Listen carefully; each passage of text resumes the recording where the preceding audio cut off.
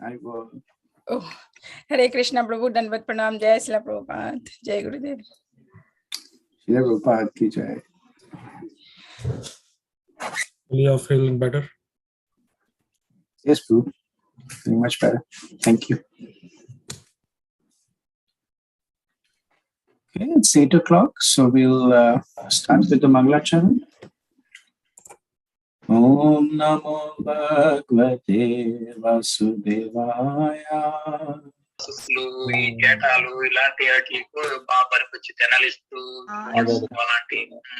Boss నాకు ఇప్పుడు 5ంటికి ఒక మీటింగ్ ఒకటి అటెండ్ అవుతుంది, మళ్ళీ మాట్లాడుతున్నాను. ఉడికే చేసావు కదా, ఉడికినే కదా. రేపు నిర్జల ఏకాదశి ఉంది నాకు, చూడాలి. Om Namo Bhagavate Vasudevaya.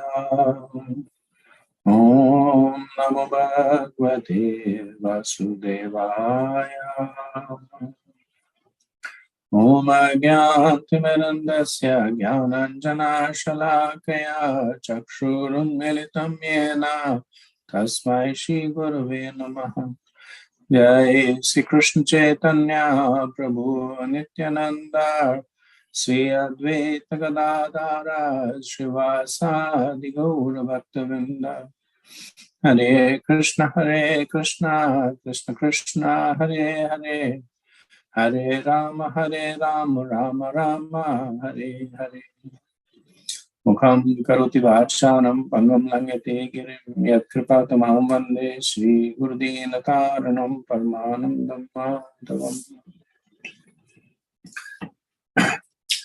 Thank you so much for joining. So we'll start with a quick recap just in terms of questions and answers. And please raise your hand to answer the question, and please keep the answers under 60 seconds. Okay, so who wants to share with us an understanding of what is karma?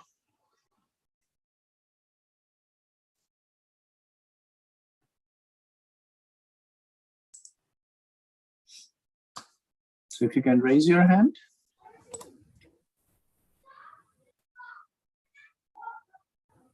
What is karma? Chaitanya Ras Prabhu? Karma is activity,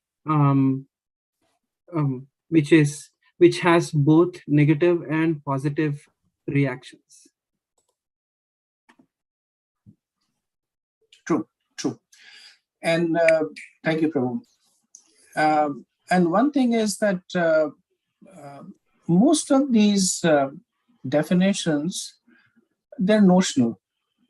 So they're not very prescriptive that it can be this and not this, because essentially what we are describing is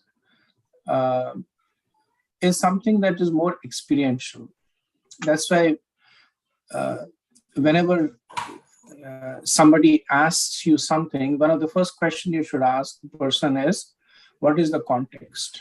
Because based on the context, the same word may mean different things, the same verse might mean different things.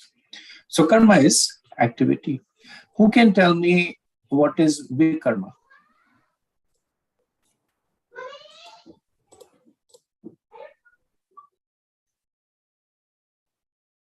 Okay, Bhakti Vinod Prabhu.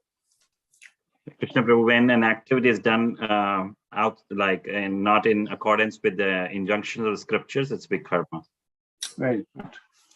So in the 16th chapter, Krishna gives this as a comprehensive understanding of vikarma, activities that are performed neglecting the instructions of the scriptures. Who can tell me what is sakam karma?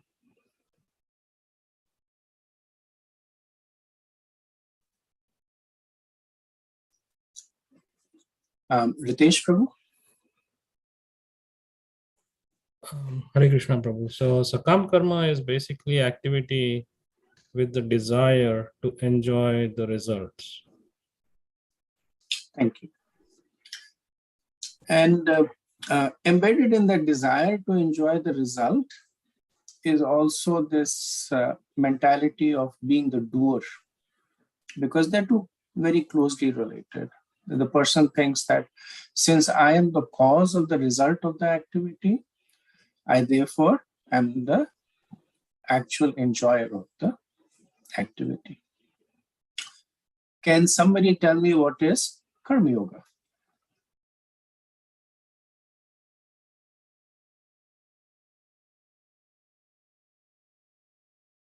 Ajit Krishna Prabhu?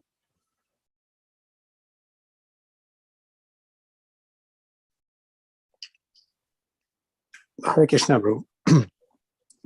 So Karma Yoga basically is a way of linking with the transcendence, not necessarily,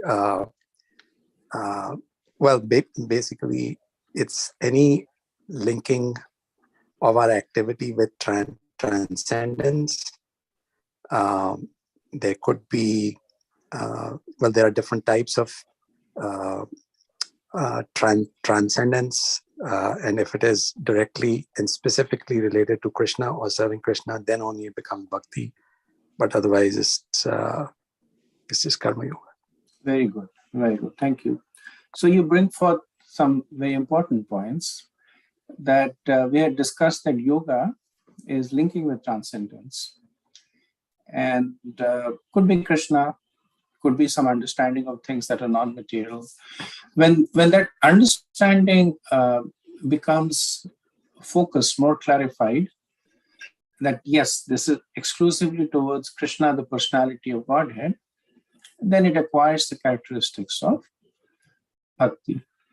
And again, in this, we have to understand that we try to put things in boxes, but in reality, it's more fluid, because we are dealing with emotions, people, conceptions. We generally, if somebody asks us who we are, we'll say we are devotees. But if we were to really look at ourselves, we are doing vikarma, we are doing sakam karma, we are doing karma yoga, and we are doing bhakti. Right? But still, rightfully so, we say we are doing bhakti because of the predominant conception. So we have to keep that in mind, that we try and attach definitions to nomenclatures for the sake of clarity. But in itself, they should not be limited. So generally it is said that the Vedas, they help a person advance from vikarma to sakam karma, from sakam karma to karma yoga to gyan yoga to bhakti yoga. It's not that one day the person goes and writes an exam and then says, okay, now I'm officially a karma yogi. And then after practicing for a few years, he goes and writes another exam and says, now I'm Gyan Yogi, right? All these modes are concurrently developing. And then based on the person's own proclivities, environment, mercy, the person has a predominant absorption in a certain practice, which may stay as it is, or which may change. I was once talking to Ravindra Swarup Prabhu, Prabhupada disciple, and he was sharing that before he came to Krishna consciousness, he was an impersonalist. So he would read all these books that would basically tell him that you are God, and he would look into the mirror and tell himself that he's God. And then somebody told him there's a temple close by, and he started going to the temple and liked the temple, like the devotees, like the prasadam. And he said for a very long time, he did not see any difference between his own conception and that at the temple. So he said he was perfectly fine giving obeisances to the deities, because in his mind that today he's giving obeisances to the deities, tomorrow he will become the deity. So this is just a step in that process. That today I'm chanting Hare Krishna, tomorrow I will become Hare Hare Krishna. And then he says one day he was eating prasadam, and then another devotee sat next to him, and out of the blue he said that, you can never become Krishna. And that basically, he says, it was like a ton of bricks around him. And then he got up and left and stopped going back to the temple. But then he was saying, he was half humorous. He was saying that I had already gotten addicted to the prasadam and the chanting, and so he went back again, but this time with a more open mood. So it's interesting to see that how all these, we try to attach these definitions and how they can coalesce, how they can. This is of course an extreme case where a person who is a Mayavadi is basically considering the devotees to be the same. But in a practical situation, we do see how these modes coalesce with one another. So we should keep our understanding from that perspective, that these understandings are theoretical. They're meant for us to get some conception of what it stands for.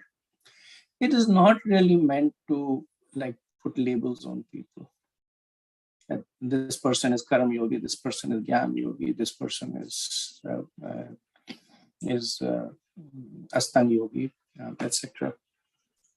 Okay, so thank you very much for answering the questions so nicely, and I'm happy to see that you're studying and following up.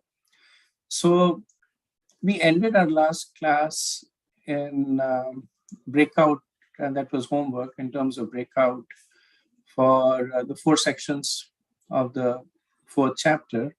So I wanted to invite the first group, the spokesman for the first group, and present. And if the person could also give a little bit of a background on the connection between the 3rd and the 4th chapter.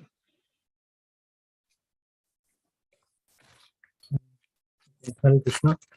So ours was the first section on chapter 4.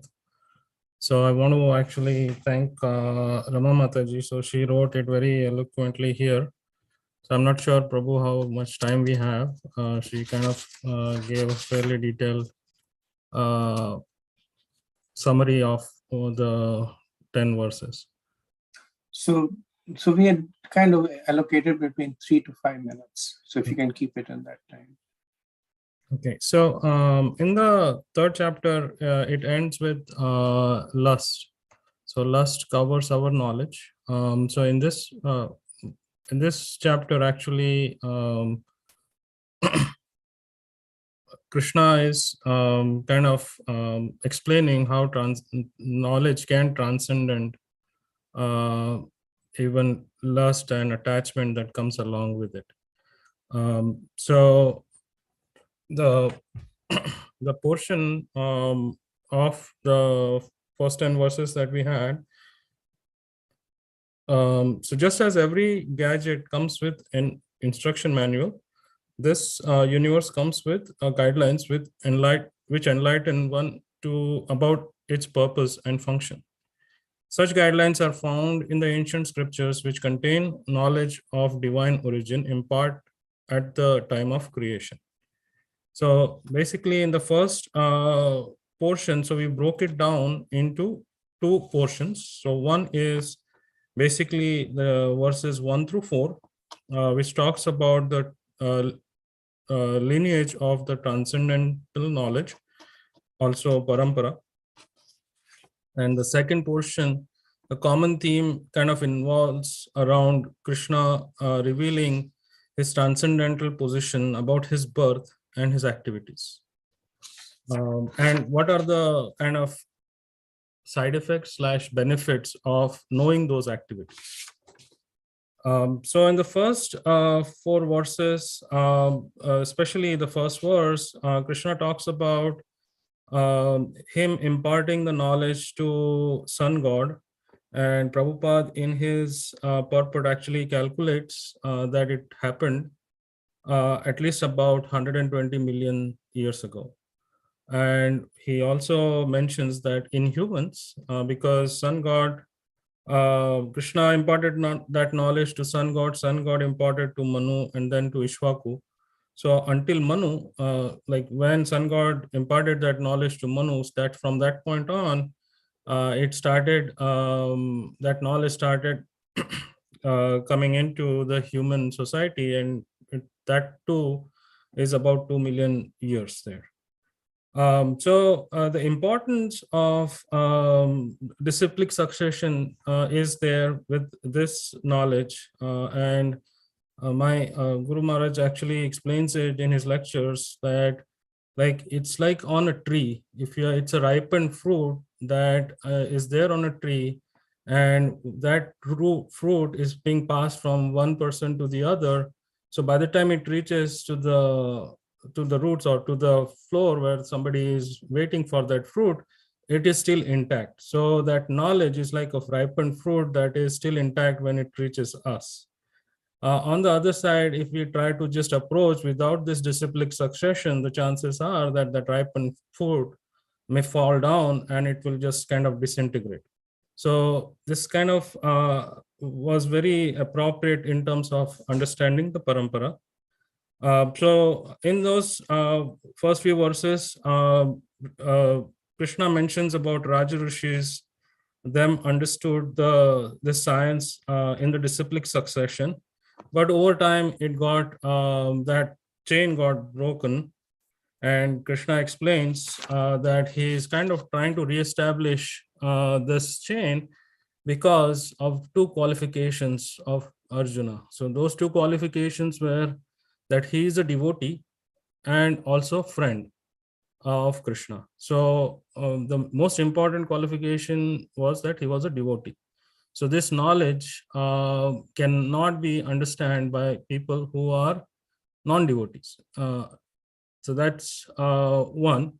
The other one he talks about is that, yeah.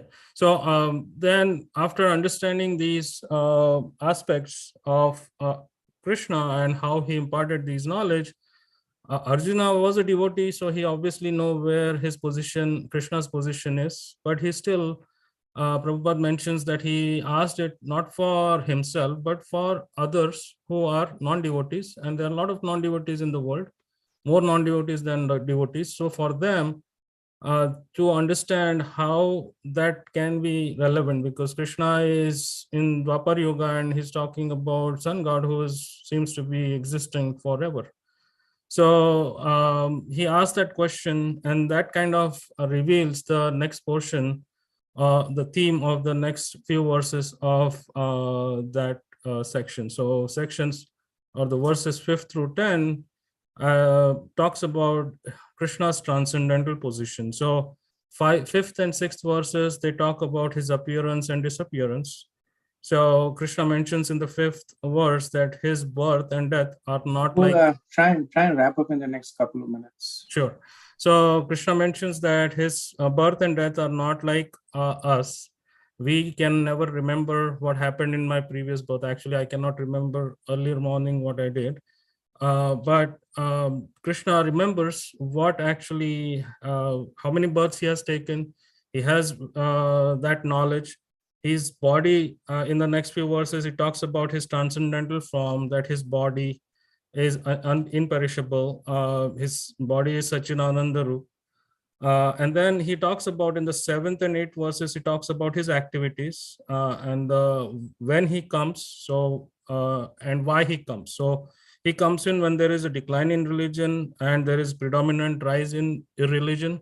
And why he comes is to annihilate, to deliver the devotees and annihilate the demons. So in that purport, actually, Prabhupada mentions the annihilation of demons is actually kind of a side effect, but he's actually coming there to deliver the devotees. And Prabhupada mentions a couple of examples like Lord Rama and Ravan, why he came in, things like that.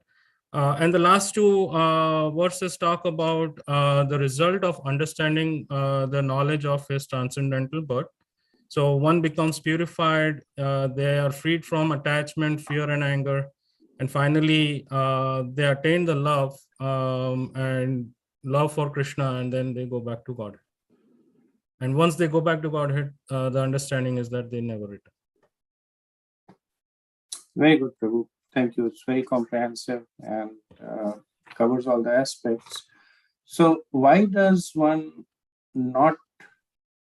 So Krishna says that one who understands the secret of my birth and life never comes back.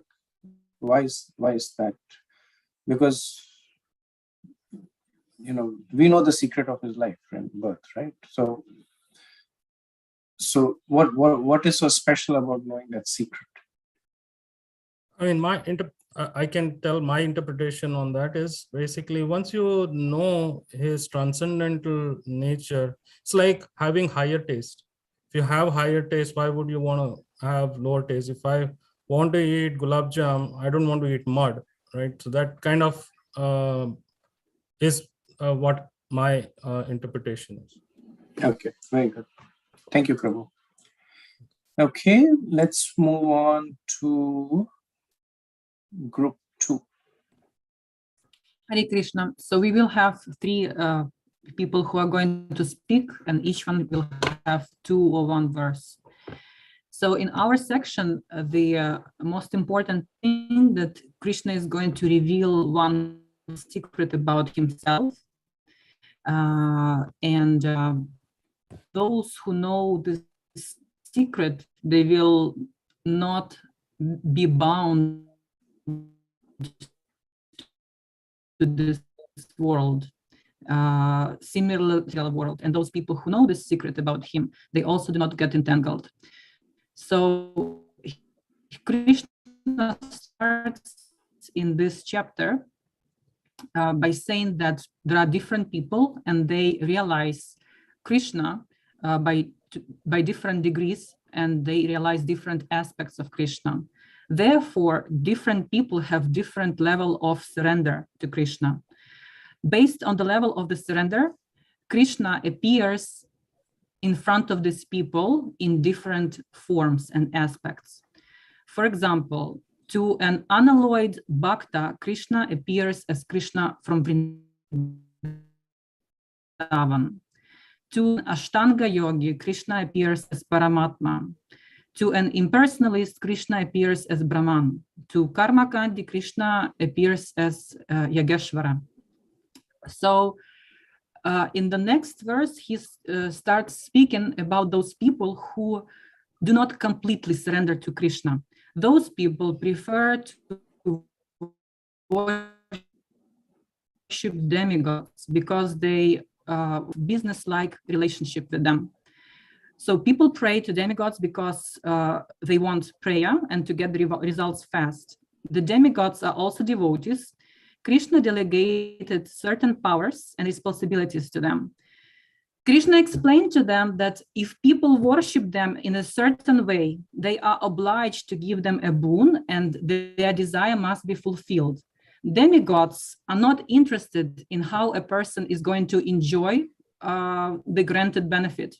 Krishna, to the contrary, he looks at what is happening in the person's heart, and he only sends to the person what he is ready for, which is Shreya. The demigods only care if the ritual is performed correctly and if the Sanskrit shlokas are correct. So they look at the outer form. Nonetheless, to the aspiring devotees who still have material desires, it is advisable to go with these desires to Krishna rather than to demigods. In the next verse, Krishna starts talking about... Gayatri Mataji, I'm just a little conscious of time. You said there are 2 other speakers, and you've already spoken about 3 minutes. So either they are speaking for a very short time. Yes, the next speaker is about to start. Thank you, Mataji. Yeah, Hare Krishna Prabhu. So in the text 13, Krishna talks about Varnashrama system, and he tells what is a Vaishnava and how to transcend this Varnashrama system. So although Krishna created the system, he himself is aloof from this. Varnashrama is for those who are influenced by the modes of material nature, but Krishna is transcendental. Yeah, the tendency of a particular man to do a certain type of work in the system is determined by the gunas which he has acquired. So people in the system still retain certain degrees of selfish motivation and material desires. Therefore, activity in the varna and ashrama system still results in reactions and karmic desires, and people still have to be reborn. So we tend to adopt the qualities of individuals with whom we communicate. So Krishna is selfless and we have connection with him. We also want to act the same way as he acts, selflessly or act to please Krishna. Therefore, a Vaishnava is transcendental to all divisions of society, just like Krishna himself. So we're going to text 14.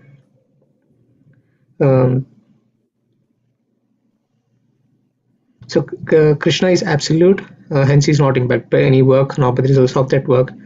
Nothing can impact him in any way. That is the nature of absolute. On the other hand, most living entities want fruits of the work, and therefore they get consequences in the form of reactions, good or bad, and get entangled in this material world. The Lord is absolute and thus unconquerable, but he has conquered by his pure devotees who don't have any desire out of satisfying Krishna. If we don't control our mind and senses, then we will always want something from Krishna. Krishna is ready to be conquered by devotees who do not expect anything from him. That is how Krishna acts as a charioteer of Arjuna in reciprocation of Arjuna's desire to satisfy Krishna, not himself. And when a devotee sees and understands this, he completely surrenders to Krishna. In such a relationship, there is no loss. When a devotee understands that Krishna is acting without self-interest, he thinks he wants to give everything to Krishna, and Krishna gives him even more, so that the devotee has something more to offer to Krishna. Yeah, I'll ask Avi Prabhu to talk about the last verse. Oh, okay. Sorry. Yeah, the last verse is about all liberated souls in ancient times acted with understanding of by transcendental nature. Therefore, you should perform your duty following in their footsteps. So the examples are Vivashwan, Manu, Ikshaku, Janaka. All these great king sages understood that when Lord Krishna appears in this world, he does not desire the fruit of his actions. Therefore, they acted in the same selfless consciousness and did not get entangled in the material world. Consequently, Krishna tells Arjuna that he has to act in this consciousness according to the ancient yoga that Krishna mentioned in the beginning of this chapter. Krishna encourages Arjuna to take action and follow the examples of these kings. So in conclusion, for this particular section, we want to add that most people act aspiring to get something from Krishna. We come to this world because we have material desires.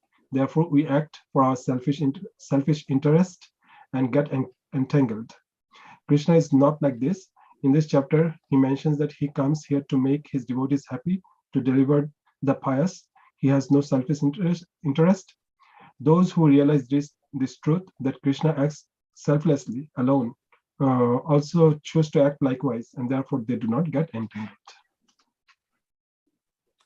Very good, very good. So I like all the points that you've made. I appreciate the fact that all three of you have extracted the essence and presented it. Thank you so much. Let's move on to third group. Hare Krishna Prabhu. So our topic was understanding karma on the platform of jnana. So Krishna or Srila Prabhupada explains how a karma can be understood at in the platform of jnana by taking some example and how a karmi follows the path, and how we can understand the jnana part of it. So he starts from saying that one has to follow a leader in the disciplic succession. If not, any intelligent, even if there is an intelligent person, he will be bewildered with the differences between action, inaction, and various other things. And only action performed in Krishna consciousness can deliver a person. And then he starts talking about what is action, what is forbidden action, what is inaction. So if one wants to get liberated from the material bondages, then one needs to understand the difference between action, forbidden action, and inaction. And then he talks about every living entity is an eternal servant of Krishna, and that is the whole Bhagavad Gita is directed towards that conclusion in text 17. And anything against this conclusion is called as vikarma or forbidden action.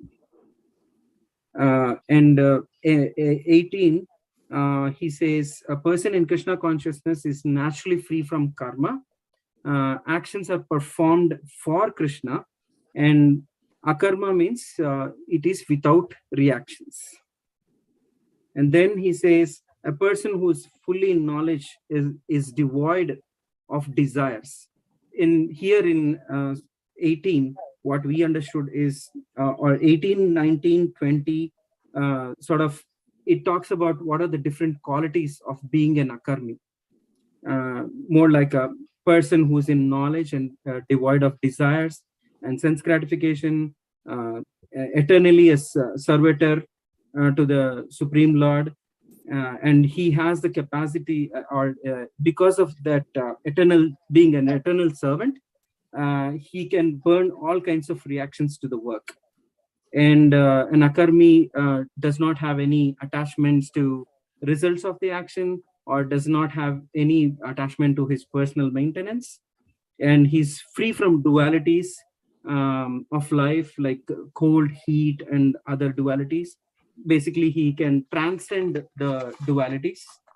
And akarmi is fully situated in a transcendental knowledge, merges into the transcendence. And at the end, Prabhupada talks about every activity that is performed in Krishna consciousness for the pleasure of Vishnu is called as yajna. So, so all the material activities that are performed in Krishna consciousness, they can be termed as yajna. And that's how he says understanding of the karma in the platform of jnana. Excellent. Very good. So thank you so much. I was supposed to do the conclusion. So what I'll do is I'll summarize the chapter from the beginning and basically put these points together next to one another, and then also do the conclusion. And after that, we should have some time for question and answers. So as was pointed out that Krishna ended the third chapter glorifying knowledge, because he said that you should fight lust, and the way to fight lust is by understanding the hierarchy. Higher than the senses is the mind, higher than the mind is intelligence, higher than the intelligence is the jiva. So he begins the fourth chapter with knowledge. Now, the first section of the fourth chapter is technically what is known as epistemology of ontology. So if you have to impress somebody who is a scholar in scriptures, you can give this phrase. So ontology is the science of transcendence, the metaphysical, that which is not material. And epistemology is the study of knowledge. So when we say that here Krishna is, excuse me. Here Krishna, can you repeat those two words, Prabhu? Yes, I will. If you give me an opportunity, I will.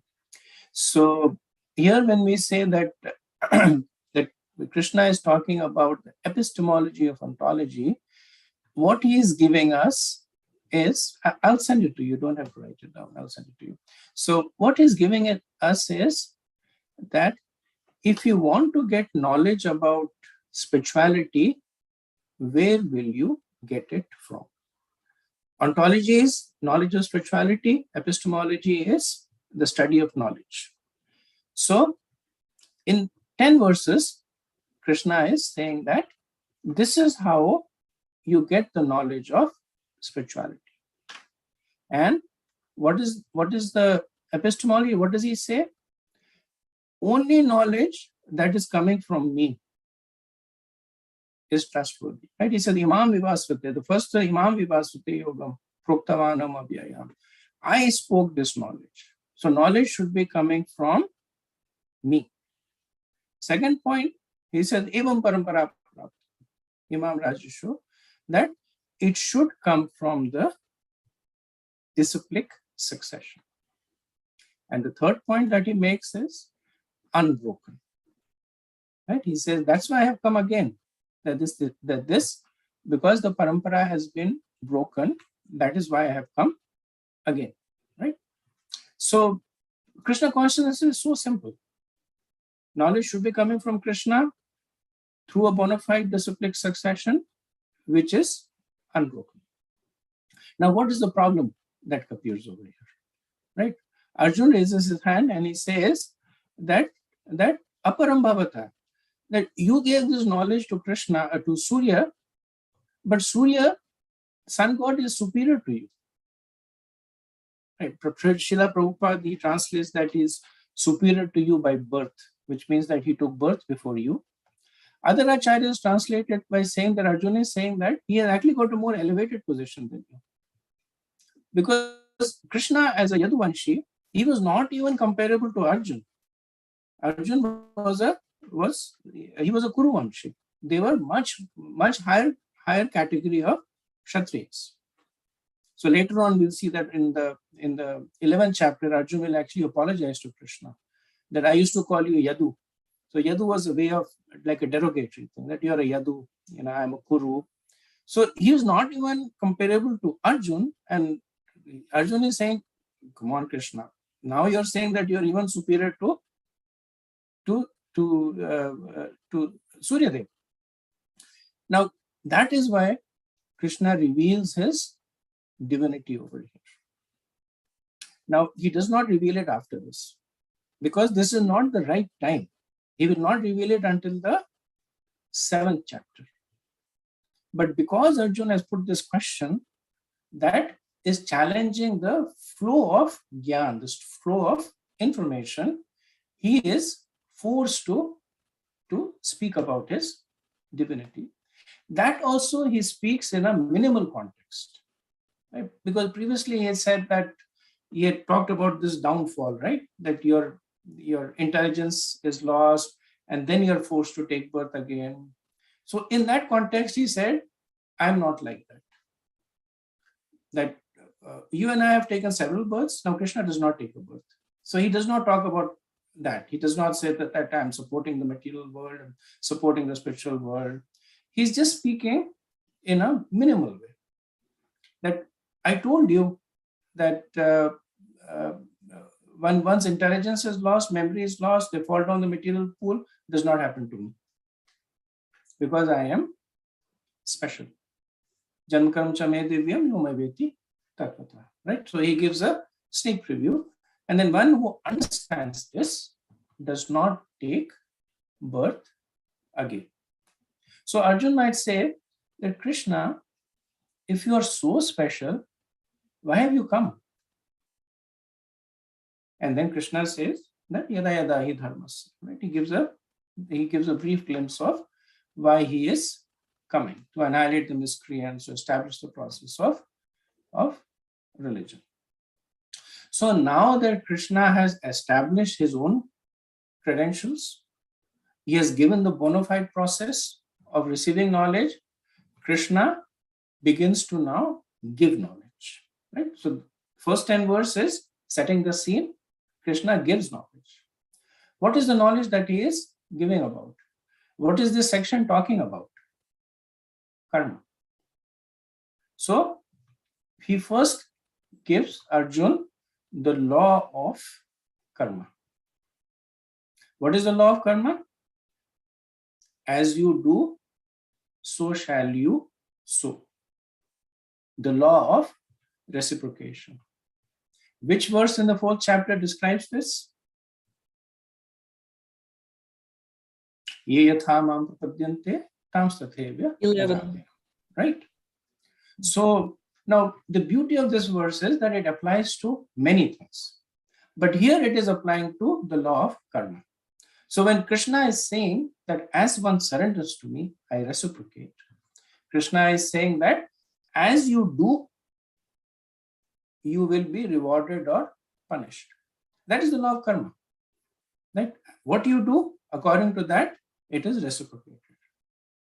Now, this verse can, of course, be expanded. The difference is that for the law of karma, it is quantitative, because the law of karma is mathematical almost. And when it gets expanded, then it becomes qualitative. So the reciprocation of the devotee to Krishna is different. Right?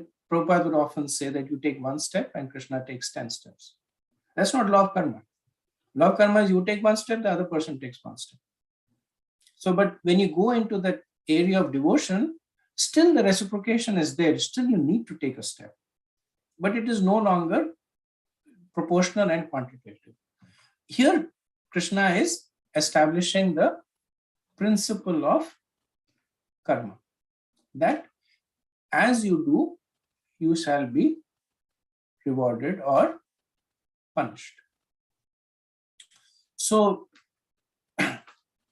Arjun might ask, and this is the speciality of Vishwanath Chakravarti Thakur, that when he establishes the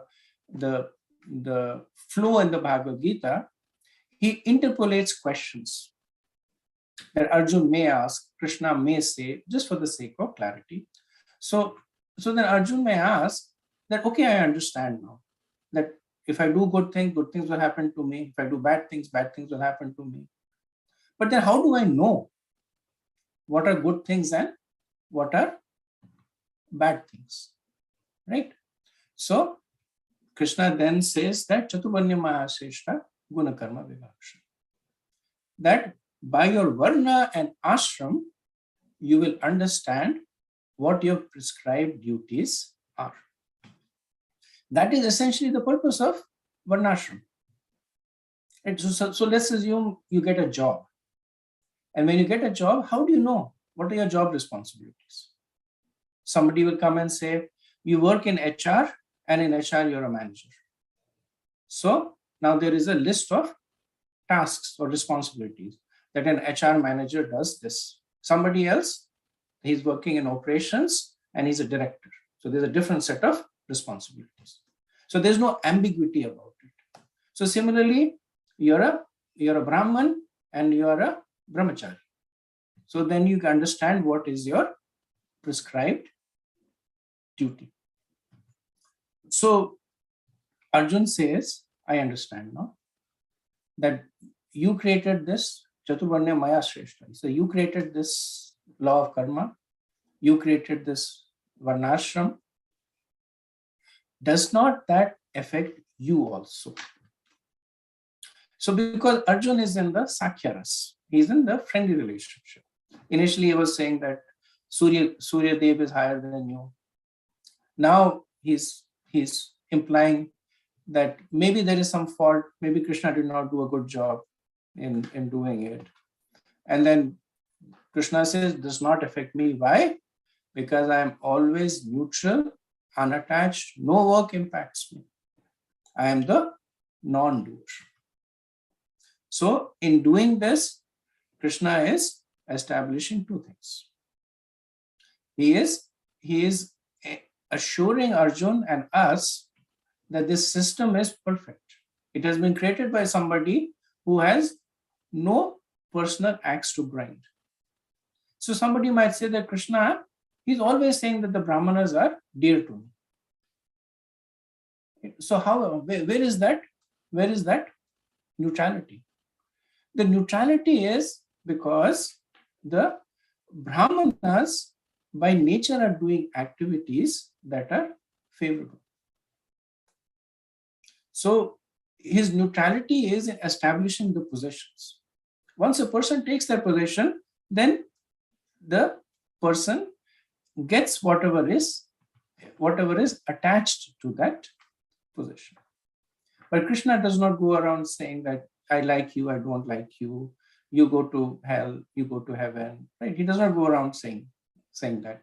For devotees, he does stuff, but for non-devotees, he does not do that. So he said that it is perfect because I'm neutral, I'm unattached, no work imparts to me, I'm the non-doer, and this sets the scene for the next section of the Bhagavad Gita. So what is the knowledge that Krishna has given so far to Arjuna? He has given Arjuna how to get knowledge, understanding of how to get knowledge. He has given him knowledge about the law of karma. Now, Krishna is giving Arjuna knowledge about the various types of karma. So not all karma is the same. And depending on the adherence to the scripture and one's personal investment in it, it can be different. So Krishna had previously spoken about adhering to one's varna and ashram. So generally, when we say vikarma, we're saying activities that are not prescribed in the scriptures. So it's a good definition, but not a complete definition. The complete definition is activities not prescribed for your varna and ashram in the scriptures. In the Puranas, there is this pastime of once in Ayodhya, it stopped raining. And the citizens came to complain to Lord Ram that you have done something because we are pious, you are impious. That is why Indra is withholding rain, because the king is supposed to maintain piety. So Lord Ram was sad to hear that. He got on his horse, he started going around the town, and he saw in a jungle, there was a Shudra who was performing austerities. The Lord Ram took his sword out, cut his head, started raining. So the situation of austerity recommended not for a Shudra, but for a Brahman.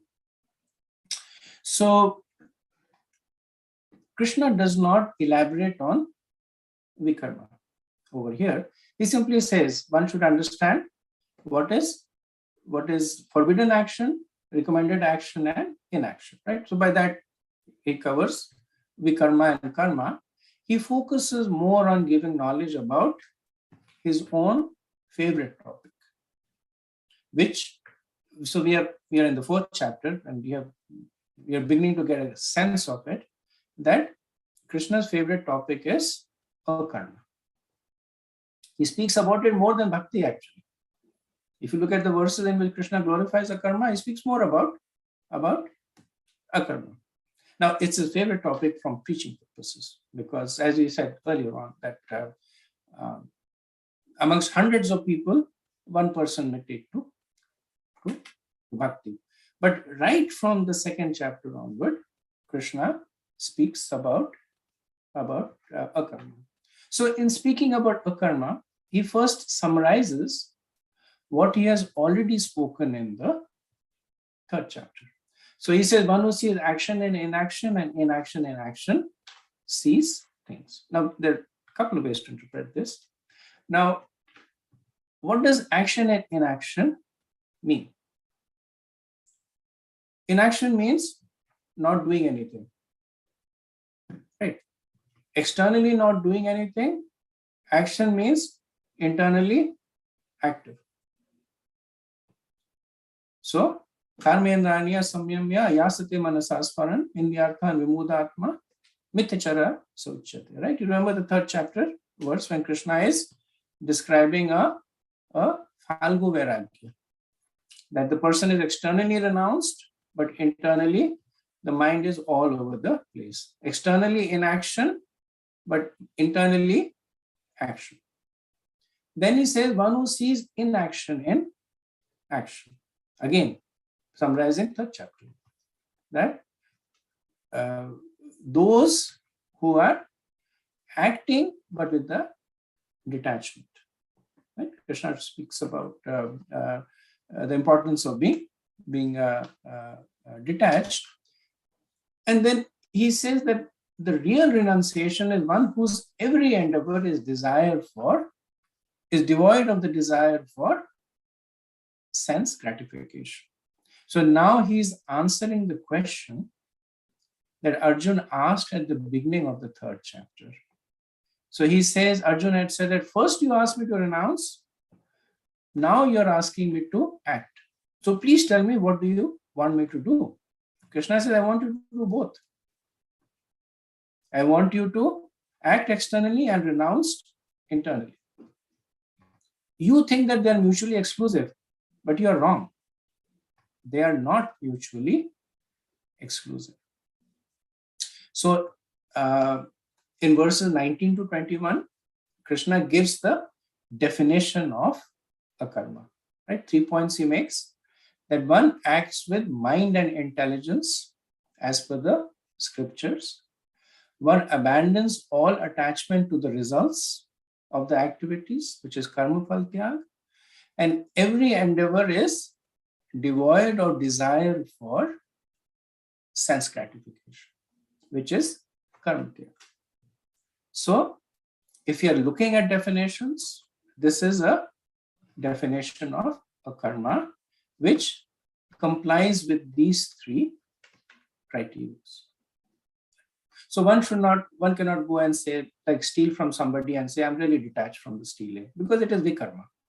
Right? You can't go around saying that I'm killing other people, but I have no, the person lives or dies, I don't care.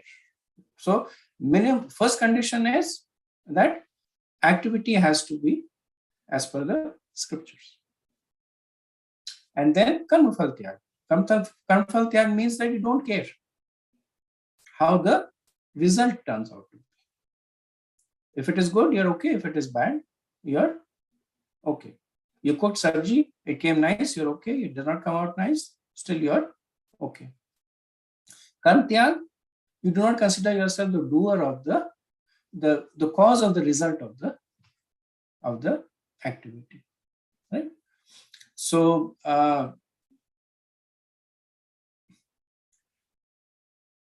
why does acting without attachment negate reactions? Right? So this is the theme that's coming up. Akarma means acting without attachment.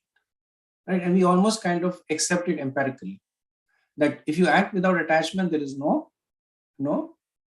reaction. So Prabhupada would give this example often of a judge. So he would compare a judge with a criminal. A judge will sit on the desk, he will write a statement, give a verdict, and a person is killed. The judge is killing that person. A criminal goes out, does something, kills a person.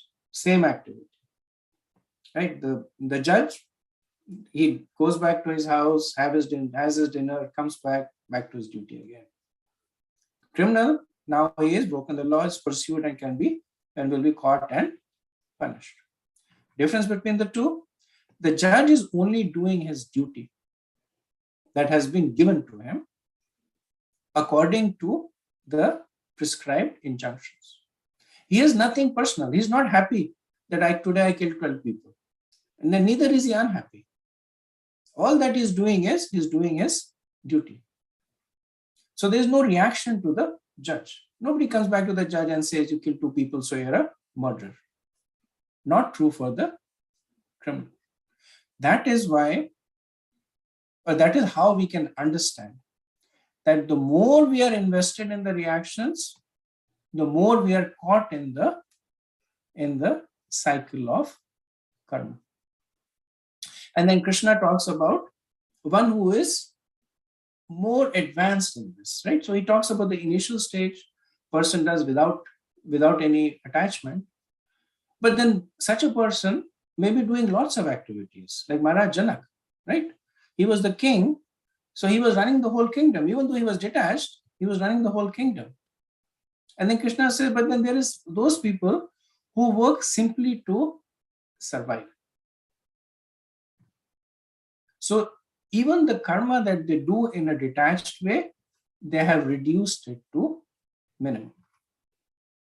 Which is why I was saying that there are so many grades of karma yoga. So such a person is even more advanced, because he just works simply for sustenance. So what is the detachment that Krishna is glorifying? The person is controlled, he is given up the sense of proprietorship, acts for the bare necessities of life, satisfied with whatever gain comes on its own, free from duality, and does not envy. So now we are seeing karma from the platform of jnana. Now, one thing you have to keep in mind, that this is not jnana yoga, right? This is knowledge of karma. Jnana is it just means knowledge, right? So this is not jnana yoga. Jnana yoga comes from 13th chapter onwards. Right now, all that Krishna is giving is knowledge about karma. So he's giving jnana about karma. So now, having given this, Krishna glorifies the maturity of karma into jnana. And that is the jnana yoga. So you have to be clear about that distinction. So essentially what happens is that between karma and jnana, there is a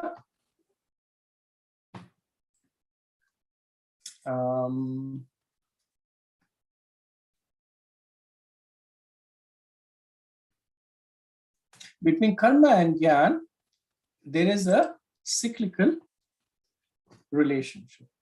And let me share my screen with you.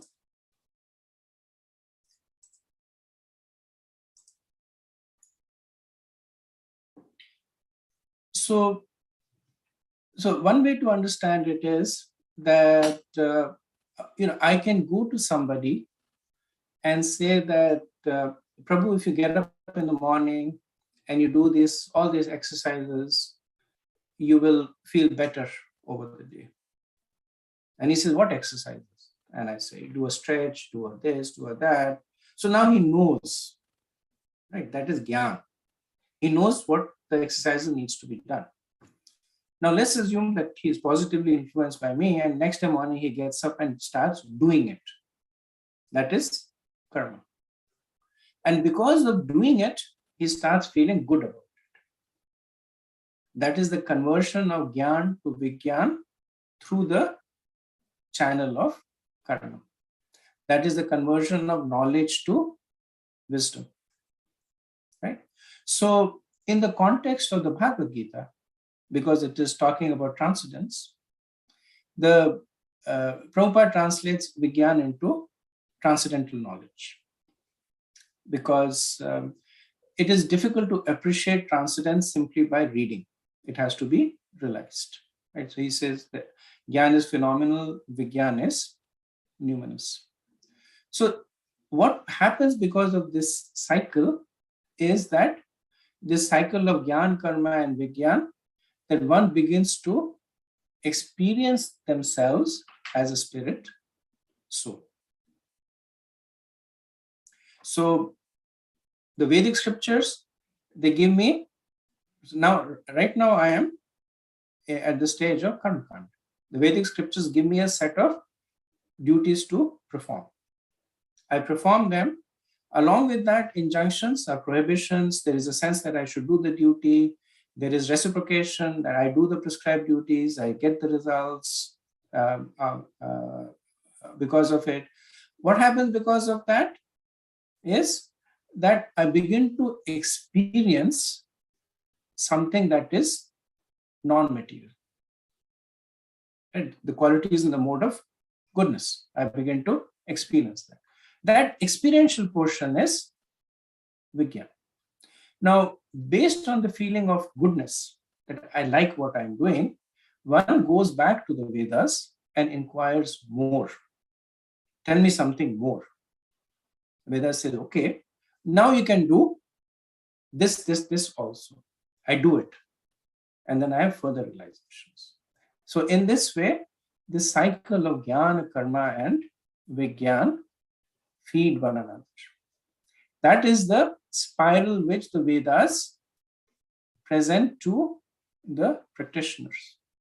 You engage at the stage of karma, get the knowledge about karma, do it, get the realizations, ask more.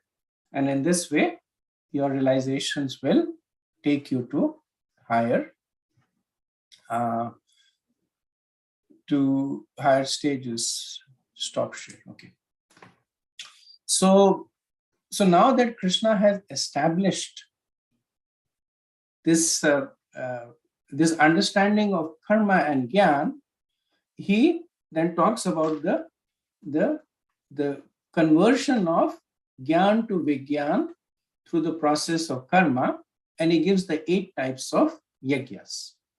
Right? So he gives the sacrifice to the demigods, sacrifice to the Brahman, then sacrifice to the study of the Vedas, sacrifice of the object of senses, sacrifice of the breathing process, sacrifice of wealth, and sacrifice of your well-being, austerity. Right?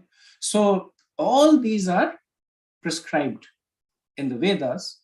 By the execution of all of these, one begins to develop what Krishna has been asking Arjuna to do, which is work in a detached way. Right? So this is the practical application. The Arjuna, being a kshatriya and a king, he's not that much interested in philosophy. He'll keep asking Krishna again and again. What is, in the 2nd chapter, Krishna was speaking philosophy, and then Arjuna then asks that, tell me the symptoms of a person who is a sthita pragya. Right? So Krishna is giving the practical application. So the fruits of all kinds of prescribed duties is transcendental knowledge. This transcendental knowledge, which is vigyan, will ultimately lead to pure devotional service. Okay. Now we come to the conclusion of the chapter. So if you remember, at the beginning of the chapter, Krishna had spoken about descending knowledge. That from me, the knowledge comes like this, like this. Now Arjuna is like, fine, it's coming from you all the way down, but I am right over here. What about me? How do I connect to that knowledge? So Krishna then says, Tad vidhi pranipatena pariprashnena sevya. So you connect to that through the process of taking shelter of a spiritual master. Right? So he's not leaving Arjuna hanging. Right? He's telling him that the knowledge is descending, and you connect to that knowledge through a bona fide spiritual master. How do you connect? Right? He says, pariprashnena. So by inquiry, one gets to know what needs to be done. By seva, by service, one is able to do that. Right? So these two things need to go hand in hand. If you see, there are gurus, and they will sit in front of an audience and they will speak to so many people. Most of the people will say Hare Krishna and walk away. One person will come and try and develop a relationship with the devotee. Right? So sevaya, which Krishna describes as submissive, being submissive, which means following instructions. One is able to do what the guru says. And then Krishna says that don't go around making anybody your guru. So let me give you the qualifications of the guru. He says, Tattva Darshana. You should only speak from the scriptures. Right? Jnaninas, which means that he should be practicing what he is preaching. So in the third canto of the Bhagavatam, Maitreya Rishi, he speaks about three qualities of a guru. He's speaking about himself because he is the position of speaking to Vidura. So he says, Yatha Shrutam Yatha Mati, and then Prabhupada explains the third part, Yatha Gati. Yatha Shrutam means that I'm repeating to you what I have heard. Yatha Mati means I'm explaining to you what I have understood. So not everything that I hear, now Maitreya is a special case, but he knows everything. But for us, not everything that we hear we understand. But we can still repeat it. Prabhupada's earlier disciples would say that, Prabhupada, we don't understand a lot of what you say. Prabhupada said, don't worry, just repeat what I say. Right? That is Yatha Shruti. Yatha Mati is what you understand, you explain. And Yatha Gati is that what you practice, that you can inspire others. So somebody tells me chant, right? I can tell somebody chant. Right? So Yatha Shruti. Somebody explains to me that chanting is the Yuga Dharma. I understand that. I can say you should chant because Harinam, Harinam, Harinam eva. Okay. Now when I start chanting, then I can also add that Prabhu, I chant, and it's a wonderful experience. And ever since I've chanted, I've started experiencing all this, right? Gati, Yatha Gati. So these are the qualities of the Guru. And then Krishna ends the chapter with a very interesting verse, Agyascha Shradhadanascha Samshayatma Vinashati Nayam Lokasti Naparo Na Sukham Samshayatma. He talks about three kinds of people. He says Agyas, those who are ignorant. Then Ashradhadanas, those who do not have faith. And Sanshayatma, those who are doubting. And who does he say of the three are the worst? Take a guess. Of the three, which is the worst? Okay. Ramchandra Prabhu? Sorry. Doubting soul, Prabhu. Doubting soul. Why is the doubting soul worst? Because if you look at it, the Agyas, he is ignorant. The Ashadadas, he knows, but he does not have faith. The Sanchayatmi, he knows and he has some faith. So he is a little bit up. But still Krishna says that he is the worst. He says, Nayam Lokasti, Sanchayatma Vinashati. Other two, he says, okay, they're fools. Sanchayatma Vinashati. Nayam Lokasti Naparo. How much Vinashati Arjuna says? He said, nor in this life, nor in the next life will they have na sukham, no happiness for them. So Krishna is very heavy on the Sanshayatmas. Why? Because the Agyas, they're innocent. They don't know. So you can't blame them. The Ashadanas, they are, so Vishwanath Chakravarti says that Agya is like animals. They're innocent. You can't do much about it. The Ashadadanas, they have openly declared that they have nothing to do with Krishna. Krishna has nothing to do with them. But the Sanshayatma, they are rascals. Why? Because they have gone to Krishna saying, I have faith in you, and then they have rejected the words of Krishna. They speculate on what Krishna says. So if I do not know that eating meat is sinful, I can eat meat happily, right? No problem. But if I know that eating meat is sinful and then I eat meat, then even though I'm eating meat, I will be miserable because I know it is sinful. That's the position of the Sanshayatmas, that they know, but their mind does not allow them to take shelter of it. So strong words from Krishna, which is essentially creating the platform of the fourth chapter. Right? He starts it, he makes it a a sandwich. Right? He starts off by saying, knowledge is very important, and he says those who doubt this knowledge are condemned.